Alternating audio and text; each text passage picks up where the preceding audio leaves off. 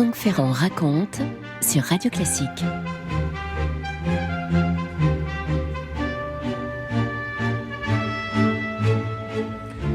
Imaginez un lieu pour les elfes, comme sorti d'un conte, presque hors du temps.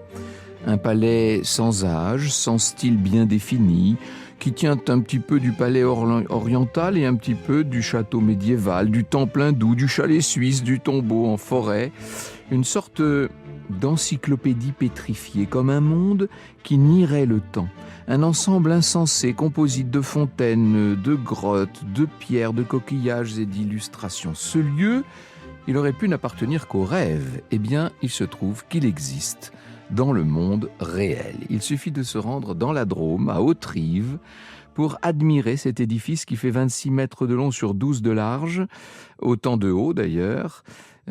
C'est un lieu, c'est une construction née non seulement de l'imagination, mais de la patience, voire de l'acharnement d'un simple facteur de campagne, dont on a célébré le 19 août dernier le 100e anniversaire de la mort.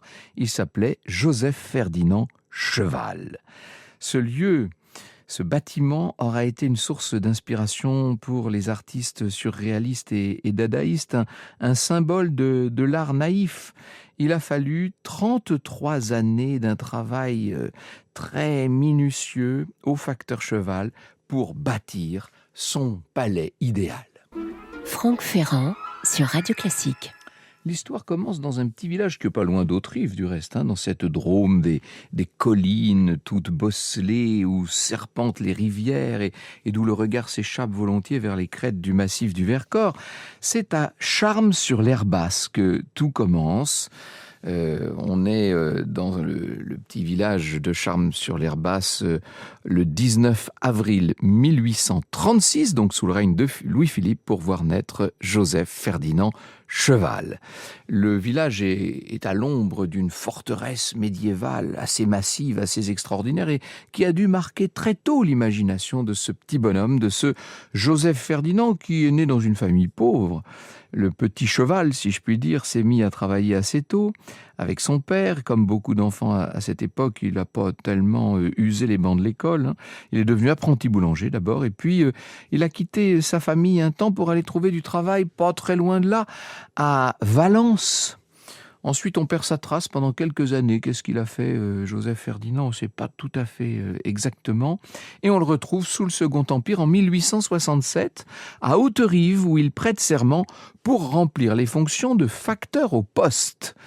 Il est affecté à ce moment-là dans pas mal de bureaux de la région, à Romans-sur-Isère, à Bourg-de-Péage, et puis en 1878, et là nous sommes à présent sous la Troisième République, Ferdinand obtient sa mutation définitive de facteur rural au bureau de Haute-Rive pour la tournée de Tersanne. Ce qui veut dire que chaque jour, il doit monter, descendre, emprunter tous ces sentiers. C'est pas rien d'être facteur de campagne dans ces années 1870. Il parcourt à pied une trentaine de kilomètres dans la région pour aller remettre le courrier partout où il le faut, parfois dans des demeures un petit peu éloignées, dans des fermes, enfin dans tous les coins possibles. Et puis voilà qu'il est en train de faire sa tournée. On est le jour même de ses 43 ans, puisque c'est un 19 avril, le 19 avril 1879.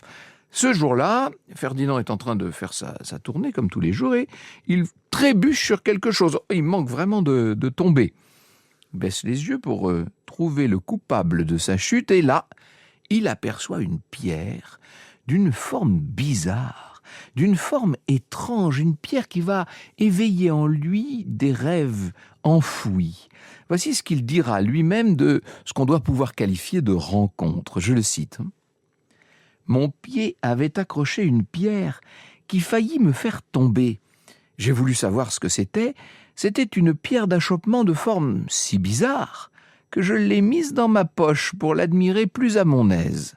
Le lendemain, je suis repassé au même endroit. J'en ai encore trouvé de plus belles. Je me suis dit, puisque la nature veut faire la sculpture, eh bien moi, je ferai la maçonnerie et l'architecture. » Vous voyez ce qui se passe ? Il s'agit pour cet homme qui était un poète mais qui n'avait pas eu jusqu'alors le loisir de vivre son don artistique, évidemment. Il était pris par bien d'autres choses, le facteur cheval. Mais là, il se dit que ces pierres sont trop bizarres, trop belles, leurs formes sont trop étranges pour qu'on les laisse définitivement se perdre dans la nature. Il décide d'en faire la collection, et mieux que ça, il va fabriquer l'écrin pour ces fameux joyaux de pierre. Voilà comment commence cette idée de construire un palais, une simple pierre sur une route de campagne qui peut-être avait d'ailleurs auparavant fait trébucher d'autres personnes et qui n'attendait que ce facteur pour qu'en jaillisse le potentiel féerique et qu'il finisse par éblouir les visiteurs à travers une œuvre absolument inclassable. Vous écoutez Radio Classique. Et c'est dans son potager que le facteur va ranger, classer, amasser les pierres étranges qu'il ramasse ça et là. Oh, maintenant, ces tournées de facteurs sont devenues passionnantes. Elles ne sont plus seulement une longue promenade par monts et par vaux, elles deviennent un moyen de collecter le matériau qui va prendre toutes sortes de formes. Alors ces formes, il a fallu les aider un petit peu, il a fallu qu'elles viennent de quelque part. Et on est à une époque où vont avoir lieu deux révolutions extraordinaires. D'abord, la généralisation de la photographie. Et ces photographies vont servir à la presse, puisqu'on voit des magazines comme le Magasin Pittoresque ou la Revue Illustrée. Ce sont des gazettes très lues à l'époque que le facteur d'ailleurs distribue à certains de ses usagers et qui évidemment vont l'inspirer pour lui donner l'idée de ce que l'on construit ailleurs dans le monde. Quelques-uns des bâtiments les plus étranges de la planète sont là en photo. Il regarde ça de très près, ça l'intéresse et puis ça développe en lui cette imagination qui ne demandait qu'à s'épancher. Il va imaginer un palais, alors quand je dis un palais, c'est plutôt une construction inhabitable, peuplée de tout un bestiaire assez incroyable, une pieuvre, une biche, un caïman, un éléphant, un pélican, un ours, des oiseaux. Mais il y a aussi des figures plus humaines, des géants, des fées, des personnages mythologiques, tout ça dans un décor général qui emprunte à l'architecture un certain nombre de ses références, des cascades, des colonnes, enfin bref, des frontons qui ressemblent tantôt à des frontons indiens, tantôt à quelque chose de plus gréco-romain. Bref, c'est parce qu'est aujourd'hui la façade est que commence la construction. Ce premier édifice, ce sera une fontaine, la source de vie, c'est comme ça que l'appelle le facteur, une fontaine entourée par un lion et un chien, et puis il va ajouter assez vite des grottes, d'autres fontaines, il accumule les pierres, les coquillages, tout ça avec du mortier de chaux, à droite, il construit un tombeau égyptien et il se dit qu'il pourra peut-être un jour être enterré là avec son épouse. Entre parenthèses, il n'aura pas cette satisfaction, le facteur cheval. On va lui refuser cette autorisation. Et puis à gauche, il y a donc un temple hindou avec une niche où est dissimulée la célèbre brouette, celle avec laquelle il est allé chercher les pierres nécessaires à la construction et qu'il appelle sa fidèle compagne de peine. Oh, elle en a fait du chemin, cette brouette. Elle a grincé sur bien des sentes et des collines. 3 géants terminent la façade et les géants en question font référence à de grandes figures de l'histoire. Jules César et Vercingétorix, là on peut se dire qu'il a quelques souvenirs, quelques réminiscences de ses manuels scolaires, Ferdinand. Et puis Archimède. C'est peut-être aussi un souvenir de la poussée d'Archimède, on ne sait pas. Alors, côté ouest, Cheval reproduit dans des niches une sorte de chalet suisse, la Maison Blanche, la Maison Carrée d'Alger, un château du Moyen-Âge, vous voyez, tout, j'allais dire tout fait ventre, tout devient féerie dans cet imaginaire à la fois naïf et en même temps totalement débridé. Une mosquée va ouvrir sur la partie intérieure du palais idéal, la galerie, et dans cette galerie, un long couloir intérieur, et là vous tombez nez à nez avec des espèces de bas-reliefs qui figurent un dromadaire, un ours, c'est là qu'il y a l'éléphant, un chat, un loup, il y a même un flamand là dans un coin. 3 escaliers mènent à la terrasse et sur cette terrasse, Ferdinand Cheval installe sa pierre d'achoppement, cette pierre par laquelle tout avait commencé. Vous savez, il fallait lui trouver le plus beau des cadres. Eh bien, elle sera là sur la terrasse, cette pierre qu'il l'avait fait trébucher ce matin d'avril 1879 et qui lui avait donné l'idée initiale. C'est de là que tout est parti d'une certaine manière. Et au sommet du palais, entre Figuier de Barbarie et Aloès, va s'élever la tour de Barbarie, un réservoir d'eau qui permettait d'alimenter le palais et sa fontaine, la source de vie, parce que c'est pas le tout de faire des fontaines, mais encore faut-il que l'eau puisse en jaillir. À l'époque de Ferdinand Cheval, il n'y a pas grand monde qui assiste au spectacle de cet édifice en construction. Ça reste une œuvre tout à fait personnelle à laquelle n'ont pas accès les visiteurs du temps. Mais ceux qui l'ont pu le voir, ceux qui ont pu entrer dans le palais à l'époque, ont vu fonctionner les fontaines. Bon, après, l'eau endommageait trop l'édifice et le système a été condamné. La dernière pierre du palais, elle est posée en 1912, après 33 années de labeur, et le facteur Ferdinand Cheval peut appeler son palais le palais idéal. Alors pourquoi palais idéal ? Il y a un jeune poète, Émile Rouparassac, qui en 1904 a visité le monument et qui, impressionné par l'ouvrage, a composé un poème qui s'appelle « Ton idéal, ton palais ». Et le poème a tellement plu au facteur qu'il a décidé de rebaptiser l'œuvre le palais idéal. Il a retranscrit d'ailleurs le poème à l'intérieur du bâtiment. Il lui a ajouté une mention « Défense d'écrire là-dessus ». Toujours ce côté très naïf et merveilleux. C'est ce facteur qui finit donc son ouvrage par la façade nord, qui est d'une grande richesse ornementale, avec des animaux, des bêtes mythologiques, tout ça sous le regard d'Adam et Ève. On finit par où tout avait commencé, si je puis dire. La pieuvre sculptée à l'angle ouest est le point final de l'œuvre, et sur l'angle opposé, Cheval a graffé ces mots: 1879-1912, 10 000 journées, 93 000 heures, 33 ans d'épreuve, plus opiniâtres que moi se mettent à l'œuvre. C'est un défi en quelque sorte.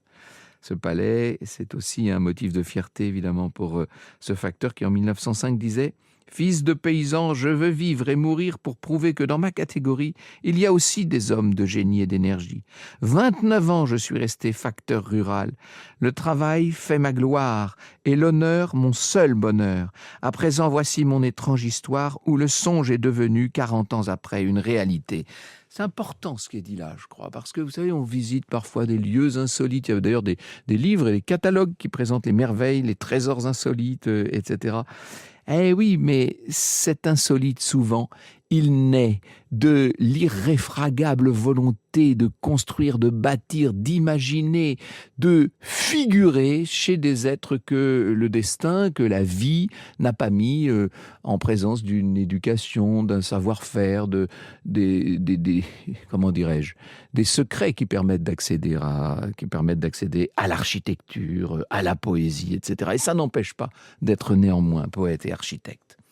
40 ans après, le monde a bien changé, les soubresauts de l'histoire ont transformé le quotidien de la société française. Vous imaginez, 1912, on est loin de 1879, bien sûr. Alors quand même, le temps s'est un peu suspendu à Haute-Rive, avec ce monument qui émerge comme une relique venue d'un autre monde. Il a 76 ans, Ferdinand, à l'époque.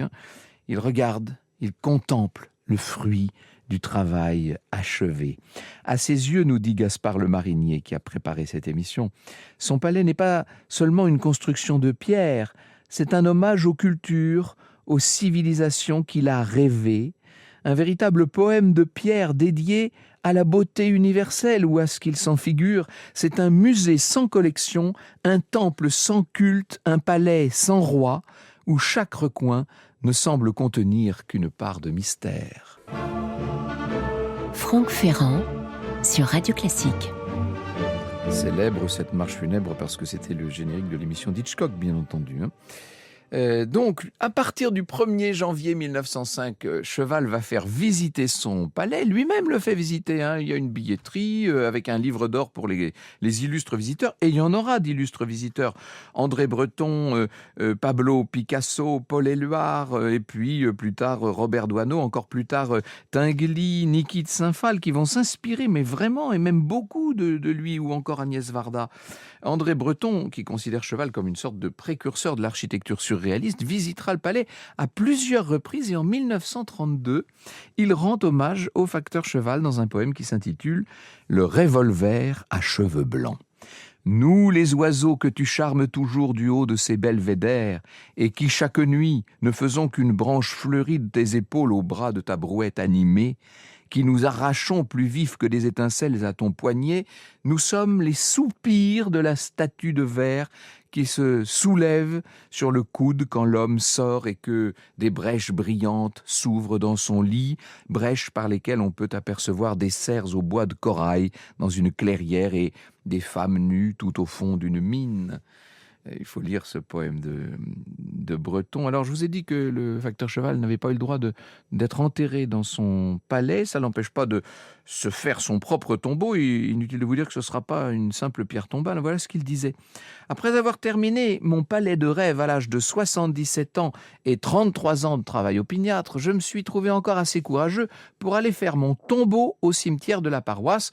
Là encore, j'ai travaillé 8 années d'un dur labeur et j'ai eu le bonheur d'avoir la santé pour achever ce tombeau appelé le tombeau du silence et du repos sans fin. Il sera achevé en 1922, ce tombeau.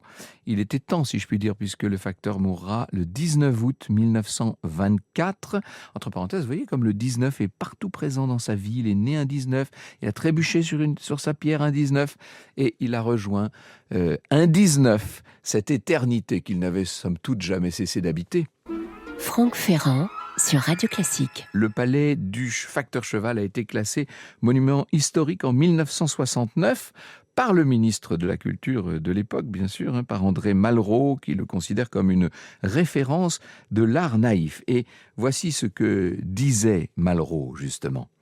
Qu'est-ce que le palais idéal ? C'est le seul exemple en architecture d'art naïf. L'art naïf est un phénomène banal, connu de tous, mais qui n'a pas d'architecture en un temps où l'art naïf est devenu une réalité considérable. Il serait enfantin de ne pas le classer, quand c'est nous, Français, qui avons cette chance de la posséder, la seule architecture naïve du monde, et attendre qu'elle se détruise. L'inspecteur envoyé sur place indiquait pourtant dans son rapport que le palais était un ramassis d'insanités qui se mêlent dans la cervelle d'un rustre. On ne saurait parler d'art dans ce cas-là. Alors vous avez à choisir entre l'avis de cet inspecteur général et l'avis de M. Malraux. Vous écoutez Radio Classique.